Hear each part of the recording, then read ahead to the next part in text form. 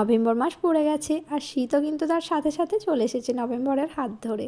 এইদিকে দেখো না 7:30টার দিকে এখনও কত কুয়াশা। শীতের দিনে মজাটা কিন্তু একদমই আলাদা। শীতের দিনে এই সকালের ঠান্ডাটা কিন্তু অনুভব করতে বেশ ভালো লাগে।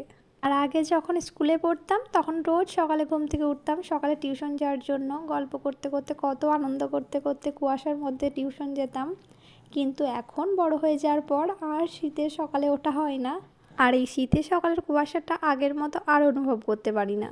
ছাদে কিছুক্ষণ ঘোরাফেরা করে বাবুর জন্য কিছু তুলসী পাতা তুলে নিলাম। ওর বেশ ঠান্ডা লেগেছে আর এই ওয়েদারে বাচ্চাদের ঠান্ডা লাগা জ্বর এসব হচ্ছে, তাই ওকে রোজ সকালে উঠে তুলসী পাতা আর মধু খাওয়াচ্ছি। তুলসী পাতার মধু ঠান্ডা লাগার জন্য মহা ঔষধ। প্রত্যেক দিন আমাকে সবাই বলে যে বাবুকে খাওয়ানোর জন্য, কিন্তু আমার আর মনে থাকে না বলে খাওয়ানো হয়ে ওঠে না।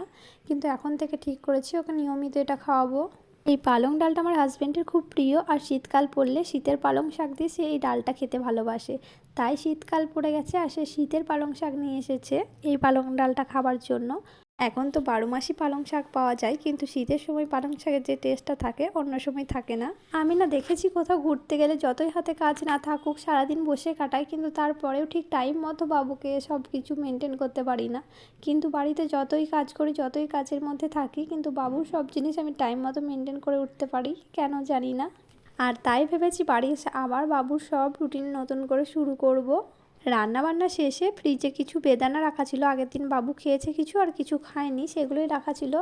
এখন সেগুলো একটু ফ্রিজ থেকে বার করে রেখে দিলাম, সে কিছুক্ষণ পরে খাবে। বাড়িতে বেশ কিছুদিন ছিলাম না তাই ভালো ঝুল হয়ে গেছে, তাই ভাবলাম যে গোসল করার আগে ঝুলগুলো একটু ঝেড়ে নিই। ঘুরে আসার পরে কিন্তু প্রচুর কাজ জমে আছে, সব জামা কাপড় কাচা আবার শীতের জামা কাপড় বার করার ডবল কাজ হয়ে গেছে। এখন আমাদের এখানে শীত তো পড়েই গেছে, তাই ঠিক করেছি শীতের জামা কাপড় বের করার আগে এইসব জামা কাপড়গুলো কেচে ভরে দেব। এখন রোদে তেমন একটা জোর নেই, সব সকালে কেচে মেলে দিয়ে গেছে, তাও এখন দুপুরের মধ্যে সব জামা কাপড় শুকিয়ে গেছে। আচ্ছা, তোমাদের কি কারোর এই শীতের দিনে দুপুরে মিষ্টি মিষ্টি রোদটা ভালো লাগে? আমার তো বেশ ভালো লাগে। তো চলো আমি একটু রোদ পোহাই আর ব্লগটা এখানেই শেষ করলাম। টাটা।